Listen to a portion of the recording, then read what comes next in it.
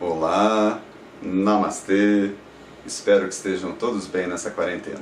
Meu nome é José Antônio, sou formado em filosofia e instrutor de yoga.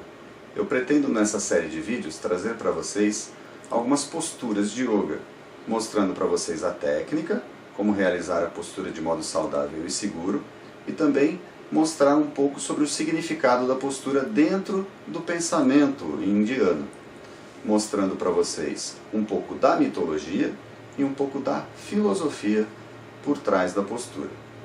Hoje eu trouxe para vocês uma postura chamada Adho Mukha Svanasana. Adho quer dizer para baixo, Mukha quer dizer face, rosto, cara, né? Shivan quer dizer cachorro e Asana, postura. Então é a postura do cachorro olhando para baixo. Essa vai ser a primeira que a gente vai trabalhar nessa série de vídeos. Para vocês realizarem, para vocês praticarem em casa a Adho Mukha Svanasana, primeiro, obviamente, vocês vão ter que escolher um lugar que seja tranquilo, que vocês possam ficar alguns minutos lá se concentrando em cuidar de vocês, né? Então um lugar que seja um ambiente confortável, que não seja nem muito quente, nem muito frio. Vocês vão ter que ter uma superfície que seja firme, que não seja escorregadia, né? Então, primeira coisa é escolher o ambiente e falar para as pessoas que moram com você que, olha, nesses minutinhos, né, por favor, eu vou estar lá concentrado, né, vocês não me atrapalhem, daqui a pouco eu volto. Primeiro ponto da postura, a partir da posição em pé, vocês ficarão então de joelhos e logo em seguida vocês colocarão as mãos à frente, ficando na posição de 4 apoios. A posição de 4 apoios, ela é uma posição aparentemente simples, mas ela precisa de alguns ajustes, de prestar atenção em alguns detalhes. Primeiro detalhe, as mãos elas devem ficar completamente apoiadas no solo, então a palma da mão apoiada completamente no solo, os dedos afastados, pegando a maior área possível, as mãos alinhadas entre si e o braço alinhado com o tronco. Então, ambos os braços vão ficar na largura do ombro e vão ficar perpendiculares ao tronco. Depois que vocês ajustaram as mãos, vocês vão prestar atenção, e os braços, né? Vocês vão prestar atenção às coxas. O joelho vai estar no chão, logo a coxa vocês vão ter que alinhar também perpendicularmente. Perpendicular é isso aqui, né? Ficar perpendicular ao tronco. Então vocês vão ficar com a coxa paralela aos braços, né? Braço esticado aqui, coxa esticada aqui, ambos paralelos. Feito isso, ajusta bem a postura, fica com os ombros bem relaxados. Os cotovelos, eles são capazes de dar um pequeno giro. Vocês vão ajustar o cotovelo para que eles fiquem soltos à lateral, para que eles consigam fazer esse movimento aqui, essa pequena flexão. Ajustou a postura, ajustou o joelho, vocês ficarão então com os pés em ponta. A partir dos pés em ponta, vocês vão se concentrar muito bem, as mãos não vão se movimentar mais, aí vocês vão inspirar profundamente e na expiração vocês vão esticar os joelhos, esticando as pernas. A tendência então é que o calcanhar vá em direção ao piso. Obviamente que não é necessário que vocês consigam encostar o calcanhar no chão, também não é necessário que vocês estiquem completamente os joelhos, vocês vão no limite de vocês. Ah, mas qual que é o meu limite? O limite é a dor, o limite é um desconforto que começa a ficar desagradável. É diferente de você fazer um alongamento. Quando você estica o corpo, você tem um alongamento que ele é confortável. Se esse alongamento ele ficar desconfortável, ele já não está mais agradando, é porque você está passando do ponto, né? Então você não tem problema, fica com o joelho um pouquinho dobrado, o calcanhar um pouquinho longe do chão, não tem problema algum. E você também pode fazer alguns ajustes, depende do corpo. O corpo da gente é diferente, cada um tem um corpo diferente do outro. Então, eu, por exemplo, eu sou obrigado a ajustar as minhas pernas para irem um pouquinho mais para longe das minhas mãos originalmente, mas as mãos eu mantenho na posição. Eu afasto um pouco as pernas para facilitar o ajuste do ombro que vem depois. Então, repetindo, vocês estavam na posição de 4 apoios, inspiram e expirando vocês esticam as pernas. Joelhos tendem a esticar e o calcanhar tende a ir na direção do chão. Feito isso, vocês vão acomodar os ombros, vão acomodar o quadril e aí vocês vão tentar afundar os ombros e ao mesmo tempo levantar o quadril. Se vocês fizerem isso, vocês vão perceber que o tronco e os braços, eles farão uma pequena curva. E aí vocês vão se ajustar nessa curva, vão deixar o modo mais confortável possível, ombros relaxados, pescoço relaxado, tenta não tensionar nada, porque o seu objetivo é um alongamento. Se você tensionar alguma coisa, você vai estar retesando um músculo que você pretende alongar. É contraproducente. Então o que você faz? Relaxa os ombros e afunda. Relaxa o quadril e levanta. E aí a hora que você chegou numa postura estável e confortável, isso são alguns segundos, tá? Parece complicado quando se explica, mas quando se faz é muito simples. A hora que você chegou na posição confortável, você vai descer o pescoço, solta a cabeça, ela vai ficar pendente, e aí você vai tentar encostar o queixo mais próximo do tronco, e aí vai tentar olhar para o umbigo. E aí você vai permanecer nessa posição por 5 respirações se você conseguir. O ideal é que você consiga respirar profundamente, então inspire profundamente e expire profundamente nessa postura. E você vai tentar fazer isso 5 vezes. Essa é a referência. Como cada um tem um preparo físico diferente, pode ser que o seu profundamente seja um pouco mais rápido que o meu profundamente. Não tem problema. Com a prática, você vai conseguindo cada vez inspirar mais e expirar mais prolongadamente, soltando todo o ar do seu pulmão. Isso é muito saudável. Fora o grande relaxamento. Essa postura, segundo o mestre Iyengar, ela por esticar completamente a parte anterior do corpo e alongar tudo, ela é muito relaxante para quando você termina de fazer ou um aeróbico intenso ou então um exercício de força intenso. Você estica, alonga toda aquela musculatura que foi exigida no exercício anterior.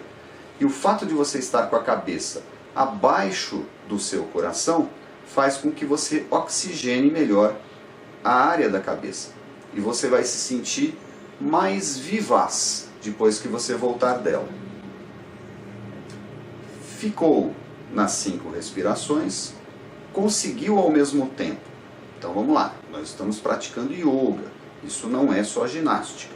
Então, se você conseguir ao mesmo tempo fazer as 5 respirações profundas, você se concentrar em todo o seu corpo, naquilo que você está sentindo, naquilo que você está pensando, você se isola do mundo e naquele momento é um momento só seu, de você consigo mesmo. Se você conseguir fazer isso, você estará nesse momento no estado de yoga. Você estará pleno, você consigo mesmo e no momento presente. Isso ajuda muito no seu poder de concentração e com o tempo você vai conseguir meditar na postura. O mesmo mestre Iyengar dizia que todas as posturas de yoga elas são meditativas. Elas nos levam a esse encontro de nós com nós mesmos. Agora, tão importante quanto você chegar na postura é você voltar dela de modo adequado. Existem muitas posturas de yoga que é justamente a hora que a pessoa volta, ela volta de forma muito afoita e ela acaba se machucando. Então, é tudo com calma, tudo lentamente. Isso não vai ser diferente com a Adho Mukha Svanasana. Então, para voltar, o que você faz? Você está lá naquela postura bem alongada, pernas esticadas, e aí você vai flexionar os joelhos devagar e gradativamente você vai tocar o chão com os joelhos. Aí você já pode colocar os pés com o peito do pé deitado no chão, e aí as mãos estão paradas lá na frente. Se você jogar os quadris para trás, em tese você já vai se sentando. Se você é uma pessoa que tem facilidade de se sentar assim no chão, então você pode sentar assim, você pode sentar de perna cruzada. Se você tem facilidade, você pode ir para trás e ainda você pode dar uma alongadinha assim, deixando as mãos lá na frente e jogando o quadril para trás. Se não, você simplesmente coloca as mãos ao lado das suas pernas e você pode até ajudar com as mãos para você ficar sentado. Tanto faz, aí você procura uma postura confortável. Se você quiser o auxílio de almofadas, por exemplo, essa posição assim em cima da perna fica desconfortável e você precisa ficar um pouquinho mais alto, assim você fica mais confortável, coloca umas almofadas e senta embaixo. Se você precisar afastar as pernas para pôr as almofadas, você pode afastar as pernas. E aí você vai ficar mais altinho assim e vai ficar mais confortável. Não tem problema, você pode adaptar para você. Dá para fazer yoga até sentado em cadeira, até deitado numa cama. Ela é adaptável a qualquer tipo de pessoa e a qualquer tipo de situação. Basta você ter disciplina e ter persistência. Então, a partir do momento que você voltou, está lá sentadinho. Para ajeitar a postura é bastante simples. Basta você tentar ficar com a coluna o mais ereto possível, a cabeça olhando para frente. Você vai colocar as mãos ou nessa posição, ponta de indicador com ponta do polegar, os outros 3 dedos que sobram ficam esticadinhos, e aí você deita a mão na coxa. E aí você fecha os olhos. E aí você sente os efeitos da postura. Perceba tudo. Que tipo de sentimento que veio, que tipo de pensamento, se a postura provocou algum incômodo, teve alguma coisa que ficou mal ajustado. E aí você vai percebendo. Se você fez algum microajuste na postura, perceba. Olha, essa postura eu faço melhor assim, para mim fica melhor o pé assado, fica mais alongado se eu fizer assim. E aí você vai ajustando, mas para isso, para você aprender, você tem que ir percebendo esses pequenos detalhes cada vez que você for praticando. E como o seu corpo varia, segundo as estações do ano, segundo o que você faz, segundo o que você come, cada vez que você praticar essa postura, você vai sentir alguma coisa diferente. E também não vai comer uma feijoada antes de praticar isso, também não seria adequado. Você vai perceber que é melhor se você tiver comido uma coisa leve e esperado um pouquinho de tempo. Quanto ao significado da Adho Mukha Svanasana, percebam, o nome dela, postura do cachorro olhando para baixo. Se vocês olharem ela esteticamente, fisicamente, vocês vão perceber muito claramente, é uma postura onde a gente fica com os braços lá na frente, em direção ao solo, enquanto que a cabeça ela fica nesse alinhamento virada para baixo e a gente dá as costas se a gente estivesse em direção a alguém. Então ela é uma postura, praticamente uma postura de reverência. Quando a gente reverencia alguém, a gente fica nessa posição. Então essa posição de reverência, ela mostra, é uma disposição física que mostra respeito a alguém que a gente está conversando. A gente faz muitas variações dessa reverência. Obviamente que a Adho Mukha ela é quase uma prostração, porque a gente praticamente se ajoelha e joga os braços à frente. Mas a gente também faz reverência simplesmente baixando a cabeça, fazendo um namastê. São todas posturas que indicam respeito e ao mesmo tempo abertura para o outro. Veja, quando eu coloco as mãos unidas e eu faço a reverência, as mãos unidas, elas indicam que eu não tenho nenhum tipo de agressividade. Agressividade é mais quando eu faço assim, é mais quando eu faço assim, mas quando as mãos estão unidas eu mostro, olha, eu não tenho nenhum tipo de arma. E se eu me prostro, se eu mostro as minhas costas, aí que eu estou dizendo que não tem violência nenhuma, né? Porque eu estou dando justamente a minha área mais vulnerável para quem está na minha frente. Então é uma predisposição ao diálogo, mas também é uma atitude de humildade. Humildade no sentido de eu me abrir ao outro, me abrir para o mundo do outro. É uma postura de quem se predispõe a ouvir, a aprender, a dialogar. Só consegue fazer essa postura de modo confortável quem se imbui de um sentimento de humildade, de não arrogância, de não violência. Então, quando a gente pratica a Adho Mukha Svanasana, esse é o melhor dos sentimentos. E por que isso é assim e o que tem isso a ver com o cachorro? Para os indianos, os animais, ou a maioria deles, né, são seres impuros, porque mexem com sujeira, mexem com coisas misturadas, então eles são seres impuros. O cachorro é um ser impuro. Só que na Índia, se vocês procurarem, darem uma busca no Google, vocês vão achar um monte de templos onde os cachorros são reverenciados. Caramba, mas eu reverencio um ser impuro? Por quê? Porque para o hindu, nós conseguimos aprender com todos os seres. Todos os seres têm alguma coisa a nos ensinar, inclusive o cachorro. Se vocês procurarem a história dos 24 gurus de Dattatreya, vocês vão ver bem isso.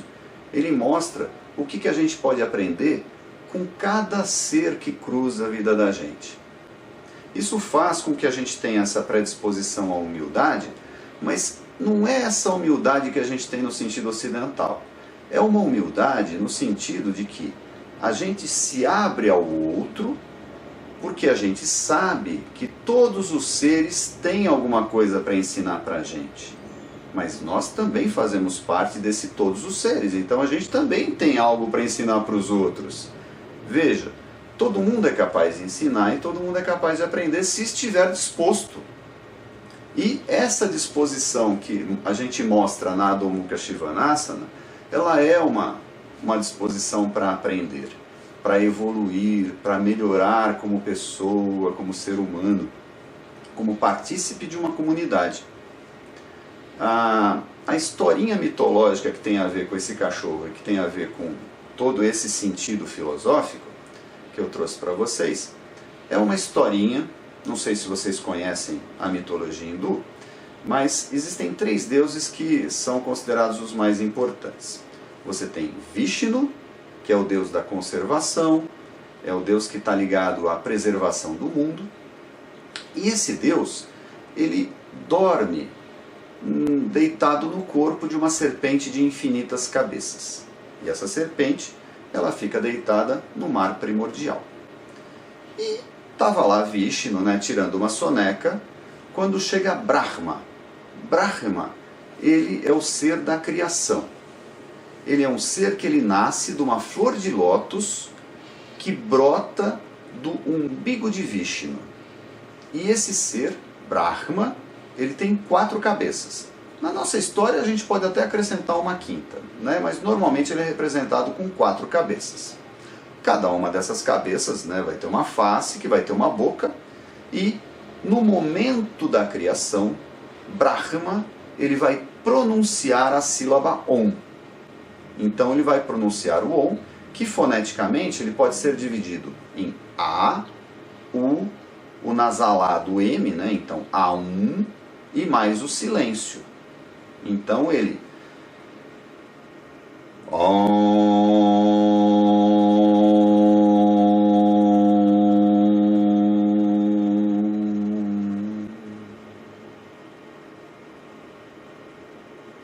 essa sílaba da criação, essa sílaba sagrada, ela cria os 3 mundos.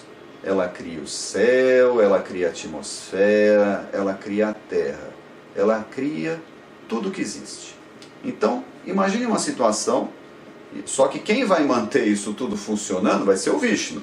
O Brahma, ele cria e terminou o serviço, enquanto que o Vishnu não vai ter uma trabalheira para manter esse mundo funcionando, porque a gente costuma atrapalhar bastante a natureza, né? Então, imaginei Vishnu tirando uma sonequinha, Brahma, esse ser poderoso, chega lá para bater um papo. E aí, conversa vai, conversa vem, Brahma chega para Vishnu e fala assim, olha, eu sou o ser mais poderoso, eu criei tudo. Aí Vishnu olha para a cara dele assim e fala, que cara mais arrogante, né? Criou tudo, mas você nasceu de uma flor de lótus que saiu do meu umbigo, cara. Se eu sou seu pai, como é que você é o mais poderoso? O mais poderoso sou eu. Isso vira um bate-boca. Os dois começam a guerrear, disparar armas poderosíssimas um contra o outro, né? E aí os outros deuses menores ficam preocupadíssimos. Bom, o universo vai ser destruído se isso aqui continuar assim.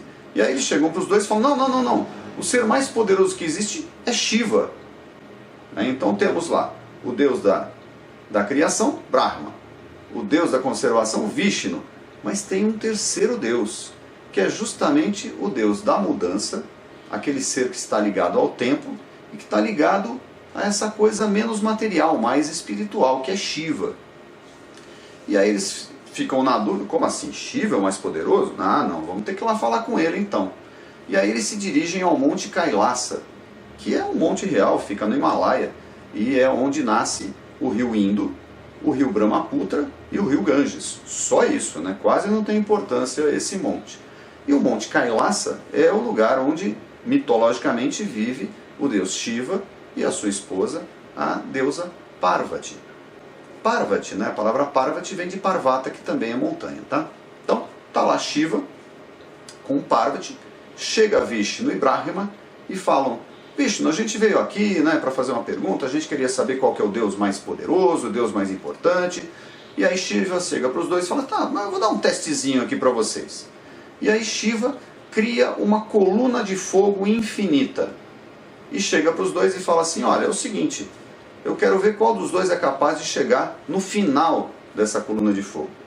E aí Vishnu, rapidamente, monta em Garuda, que é a sua montaria, é uma águia, um pássaro super poderoso, e ele mergulha tentando achar o pé da coluna. Enquanto que Brahma se transforma num cisne, ou monta um cisne, dependendo da história, e tenta achar o topo da coluna. Vishnu, depois de algum tempo nessa busca, não chega a lugar nenhum, já que a coluna é infinita, e ele volta desanimado, e chega para o Shiva e fala assim, olha, não consegui chegar no pé da coluna. Só que Brahma, que se achava, ele volta e fala assim, não, mas claro que eu vi o topo da coluna, poxa, belíssimo, né?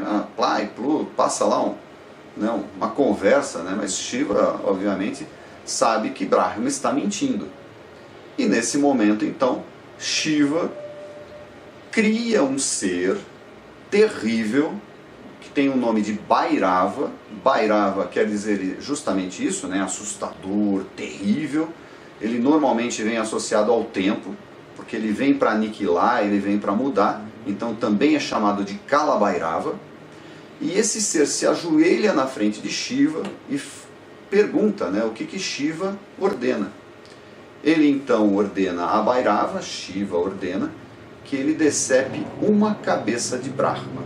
Era justamente a cabeça que estava mentindo, né? Então, tem uma história, essa história vocês vão achar no Shiva Purana. Né? Existem várias versões, tá? Tem versões populares onde Brahma aparece com 5 cabeças e o Kala Bhairava vai lá e corta a cabeça mentirosa. E aí ele fica com essas 4 que normalmente é representado. Existem outras histórias, como a da versão que eu tenho aqui em casa, que o Vishnu fica desesperado e implora para Shiva perdoar Brahma. Shiva então perdoa Brahma e o Kala Bhairava não corta a cabeça. Mas no final Brahma aprende uma grande lição, que é essa lição de não ser arrogante, não ser mais do que se é. Era um ser muito poderoso, ele era um Deus, tinha muito a nos ensinar, certamente, mas ele não era o mais importante, nem aquele que só ensina. Ele também tem que aprender, ele também está evoluindo. Kala-Bhairava, assim como os outros deuses, também tem sua montaria. E a montaria de Kala-Bhairava é justamente um cão. E o que Kala-Bhairava, o que a presença de Kala-Bhairava vai ensinar para os adversários? Ah, meu, você pode ser poderoso, mas tem gente mais poderosa que você. Então, a presença do cão indica ali que nós devemos ser mais flexíveis, nós devemos ser menos arrogantes, nós devemos ser mais humildes, mas sem nos menosprezar. Todos nós temos muito a aprender e todos nós temos muito a ensinar. Namastê.